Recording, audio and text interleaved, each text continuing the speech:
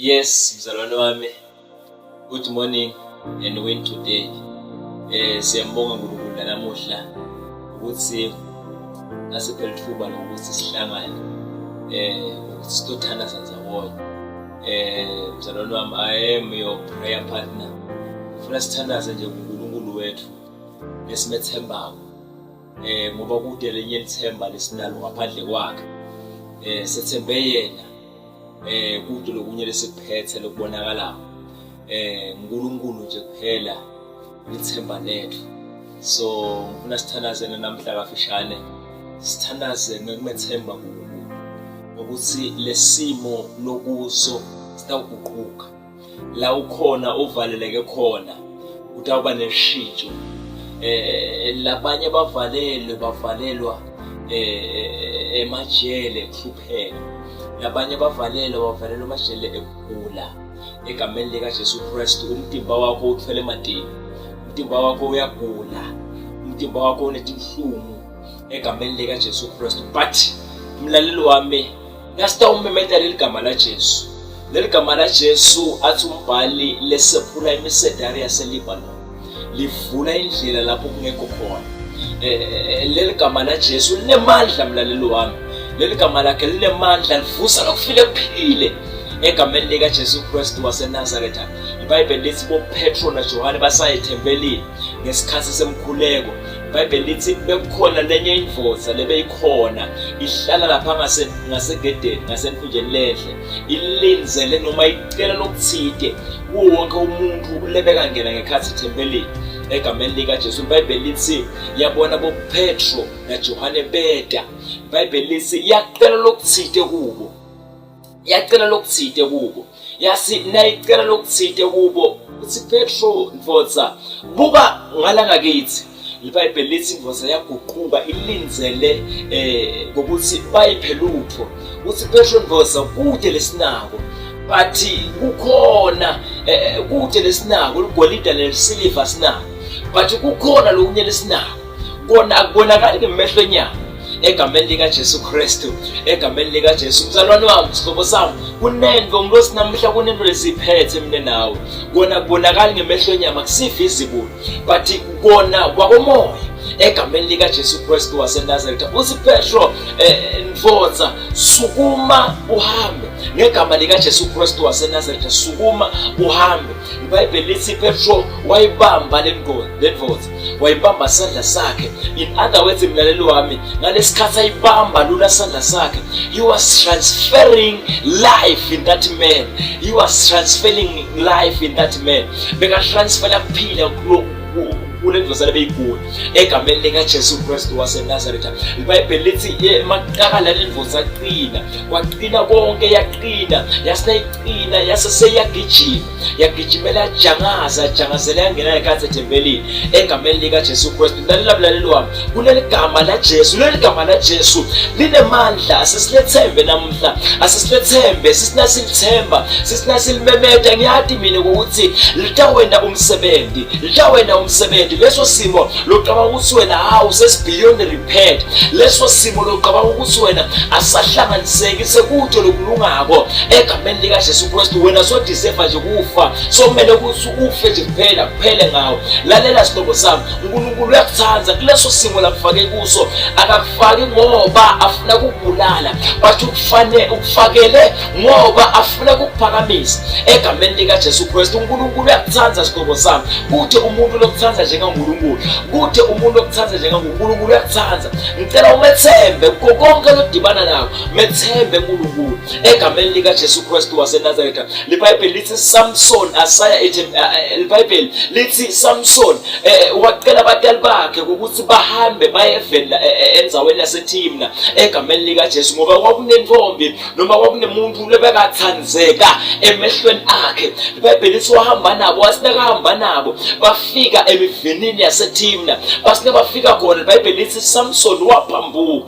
Wasinakaphambuka Samson wahlangana nelibhodlongwana lelibhubezi, wasinakahlangana nalo. iBhayibheli lithi emandla asimakaze ehlela ithi kwakhe, emandla asimakaze ehlela ithi kwakhe egameni lika Jesu. Ngoba nasidibana timo mlaleli wami, emandla asimakaze ehlela ithi kwethu egameni likaJesu Kristu. Noma ngabe kuthiwa abonakali, but ngicela ukutshela ngokuthi sonke simo lodibane nazo, noma sonke simo lokuso emandla simakaza sethi kwakho, emandla simakaza sethi kwakho, kuthi wena kufanele uwa-activate, ngoba la mandla activatewa nguwo.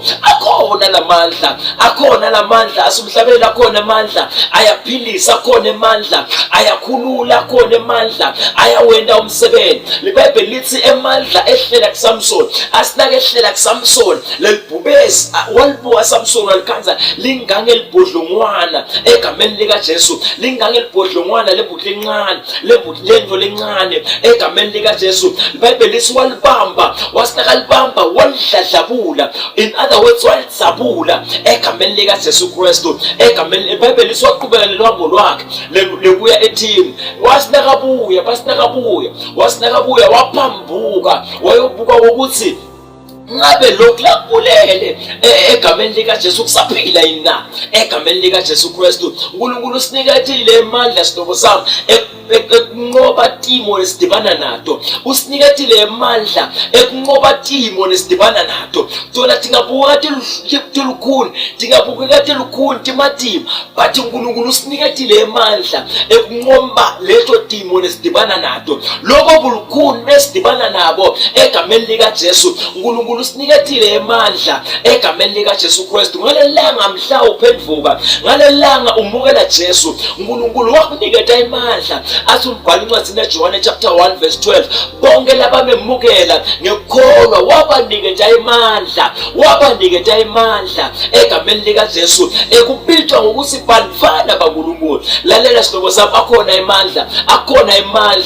lamandla kuthi wena kufanele uwa-activate, ngoba ngeke akhona ekusebenza if wena ungawa-activate. Akhona lamandla wa-activate emlaleli wami, utowabona asebenza empilweni yakho, utowabona asebenza emndenini wakini, utowabona asebenza enzaweni yakini, utowabona asebenza emangweni wakini, utowabona asebenza esongweni lakho, utowabona asebenza enzaweni yangakini, utowabona asebenza egameni likaJesu eveni lakini. Lamandla khona adzinga ukuthi wena wa-activate egameni likaJesu.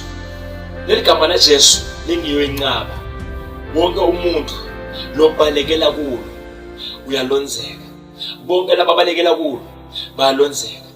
Lalela sihlobo sami, uyakuthanda uNkulunkulu, ngicela simethembe egameni likaJesu Kristu, ngicela simethembe kukonke lesidibana nakho, asimethembe loyo lowasifela eCalvary egameni likaJesu. Ingadi yakhe ayizange ichithekela lide, ingadi yakhe ayizange ichithekela lide egameni likaJesu Kristu. Akazange afela lide Jesu, akazange afela lide, wafela mina nawe ukuthi sibe nekuphila lokuphakade egameni likaJesu. Ngiyathi ukuthi lokho lokwenda awusakuthandi, but kude lo mnyelo utakulekelela ngaphandle kwaJesu, kude lo mnyelo utakulekelela ngaphandle kwaJesu. Haleluya. uNkulunkulu uyakuthanda sihlobo sami, qhubeka umethembe konke lokuvelelayo egameni likaJesu. Uyathi ukuthi uma somukele uNkulunkulu, athi Jesu, nangabe mina bebangizonda bakanithanza njani, nangabe mina bebangihlupha, mina ngeke bahlale banganihluphi. Haleluya. uNkulunkulu uyakuthanda sihlobo sami. Sonke simo la kwena ukuthi udibane naso akusiso sokuthi akubulala, but sokuthi akuphumelelise. God loves you. God loves you. uNkulunkulu uyakuthanda. Qhubeka umethembe, themba lakho lingasuki kuye. Athi umbhalo incwadi kaJeremiya, ubusisiwe umuntu lowethembele kuSimakade, lo themba lakhe lunguSimakade, ngoba uyafanana nesihlahla lesihlanyelo ngasemfuleni emandi, lesihlala njalo senabisela timbanzi taso ngasemfuleni. Umuntu lo njalo ubusisiwe egameni likaJesu. Sihlobo sami, ubusisekile wena egameni likaJesu, ubusisekile, ulothandiweyo egameni likaJesu. Uyakuthanda uNkulunkulu, bekumethembe, hlale kuye, unamathele kuye, ungasuki kuye egameni likaJesu. Can we pray together? Father Lord Jesus Christ, I am praying for my viewer egameni likaJesu Kristu, nangumlaleli wami, nangumbukeli wami, ngegama likaJesu Kristu waseNazaretha. Ngimletha kuwe Nkulunkulu, ngimletha kuwe nabo bonke ubuthakathaka bakhe, nabo konke kwehluleka kwakhe egameni likaJesu Kristu. Uyathi Nkosi lahluleka khona, uyathi Nkosi egameni likaJesu Kristu lapho khona phelelwa khona ngemandla egameni likaJesu Kristu. Mnikethe amandla lamasha Nkulunkulu, mnikethe amandla lamasha egameni likaJesu Kristu waseNazaretha. Mphilise Nkosi inyama yakhe ibuthakathaka, melaphe Nkulunkulu etifeni tonke kuko konke ukugula egameni likaJesu. Labanye Nkosi bagulele esibhedlela, labanye Nkosi bagulele emakhaya egameni likaJesu Kristu, labanye Nkosi abakutholi kuthula emakhaya kude kuthula egameni likaJesu Kristu. Sithanazela kuthula kwakho Nkulunkulu, kuthula kwakho lokho endlula kuqonza konke egameni likaJesu Kristu waseNazaretha. Father, may peace be still, may peace be still, may peace be still in the mighty name of Jesus Christ. Amen and amen. Ngiyathanza mlaleli Nkulunkulu wami, qhubeka umethembe egameni lasekhasini likaJesu Kristu. Amen and amen. Yes.